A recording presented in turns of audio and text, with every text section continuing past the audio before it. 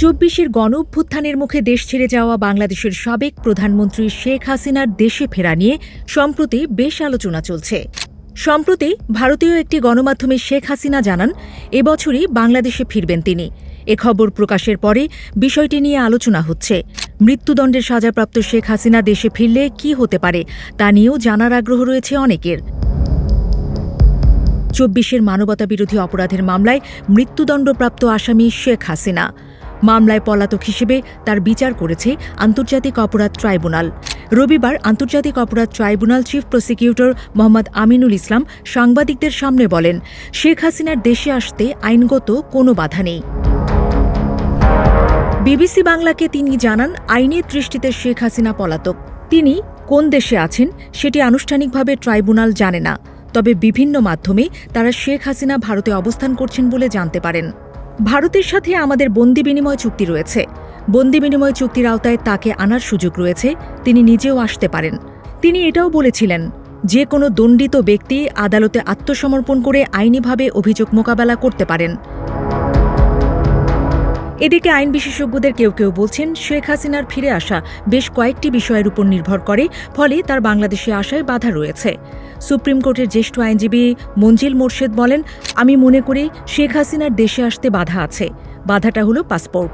উনি যখন গেছেন তখন ওনার কাছে রেড পাসপোর্ট ছিল, ধরে নেই উনি সেটা নিয়ে গেছেন, কিন্তু সরকার তো সেই রেড পাসপোর্ট বাতিল করে দিয়েছে, তাই শেখ হাসিনার কাছে এখন কোনো ভ্যালিড পাসপোর্ট নেই।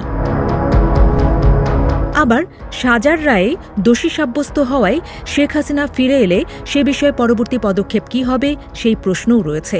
তবে তিনি যখনও বাংলাদেশে ফিরে আসেন না কেন, সাজার রায়ের বিরুদ্ধে তার আপিল করার সুযোগ আছে বলে জানান সুপ্রিম কোর্টের জ্যেষ্ঠ আইনজীবী শাহদিন মালিক। রায়ের ১ মাসের মধ্যে আপিলের বিধান সবসময় অনুসরণ করা হয় না। ১০ থেকে ১৫ বছর পরেও আপিল করার উদাহরণ রয়েছে জানিয়ে তিনি বলেন, আমরা দেখেছি সবসময় এটা স্ট্রিক্টলি ফলো করা হয় না। বিশেষত রাজনৈতিক পট পরিবর্তনের সাথে আইনের ব্যাখ্যা বদলে যায়। সময় পার হয়ে গেছে, কিন্তু আপিল গ্রহণ করা হবে কি হবে না সেটি আদালতের উপর নির্ভর করবে। ২০২৪ সালের জুলাই আগস্টের গণঅভ্যুত্থানের সময় সংঘটিত মানবতাবিরোধী অপরাধে ক্ষমতাচ্যুত প্রধানমন্ত্রী শেখ হাসিনা ও সাবেক স্বরাষ্ট্রমন্ত্রী আসাদুজ্জামান খান কামালকে মৃত্যুদণ্ডের রায় দেয় আন্তর্জাতিক অপরাধ ট্রাইব্যুনাল। ২০২৫ সালের ১৭ই নভেম্বর এই রায় ঘোষণা করা হয়।